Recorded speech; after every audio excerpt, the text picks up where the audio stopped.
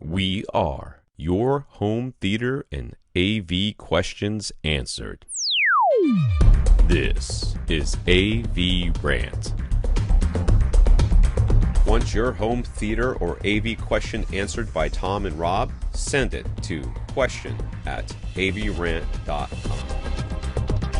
Bret R has a question. Years ago, when Pioneer announced that they were discontinuing the Kuro plasma TVs, that is sad, a good friend of Bret's called him and said, "Don't question it, just go get one." And he did, and it was one of the best purchases he's ever made. I believe that entirely. Recently, the same friend called again, this time asking what he should buy to replace his Kuro. Bret said that they might want to wait because there's so many new technologies being adopted right now.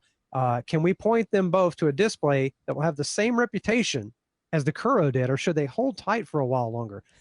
Wow, reputation of that Kuro is legendary. So I don't know, but I bet you're going to say an OLED.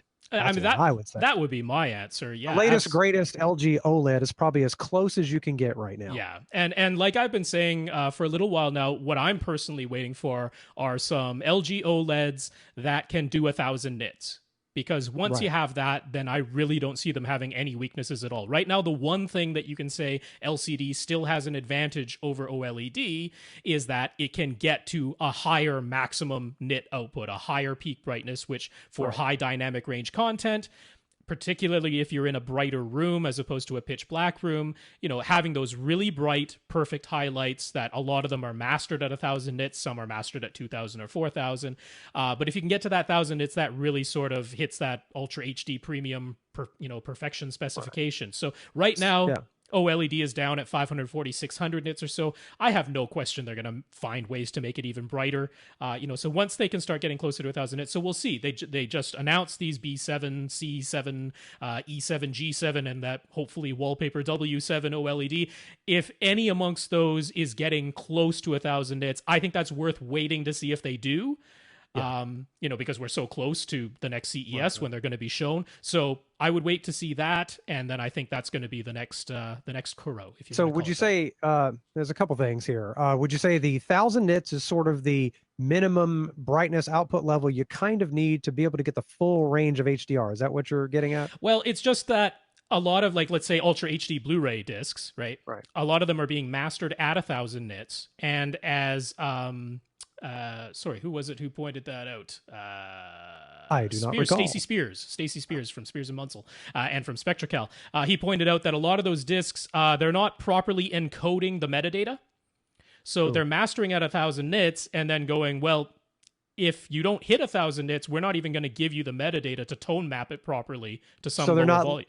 That'll keep Dolby Vision from working right if they don't put the metadata in there. Is that correct? Well, I mean, Dolby Vision is its own separate format, which mandates having metadata. It mandates having dynamic metadata that changes on a scene per scene basis. With HDR10, what they're supposed to do is have metadata that says what is the maximum peak brightness of this movie, the entire movie, not scene by scene. And that way the display, if it can't hit 1,000 nits, would be able to tone map everything down. That's assuming it tone maps properly, which a lot of displays don't. So the thing that's sort of, this is my next question, is sort of that tone mapping also. So now I have to watch for the Blu-ray and see if it's been mastered properly to something like 1,000 nits. And then are they going to try to sell me the 2,000 nit version of it later?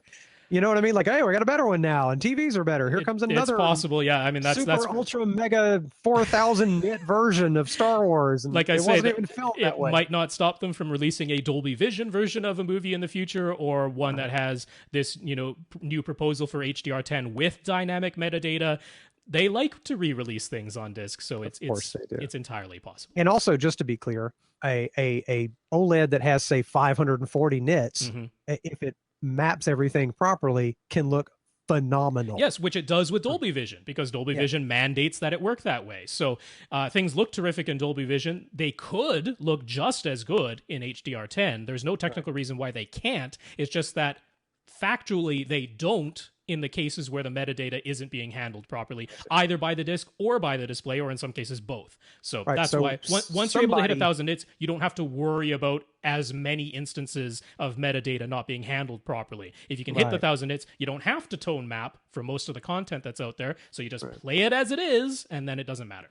So somebody needs to make a website akin to that. I found a website once that tells you whether a 3D movie was shot in 3D Right. or just made into 3D afterwards.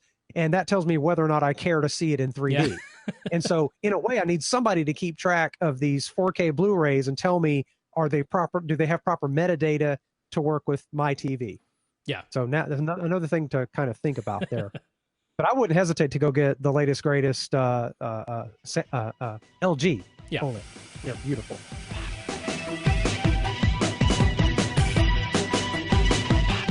Want your question answered? Send it to question@avrant.com.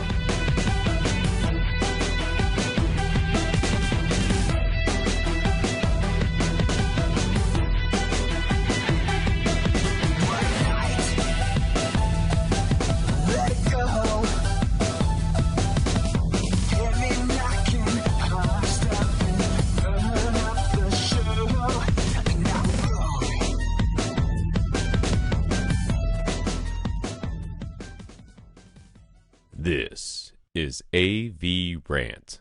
Now go out and listen to something.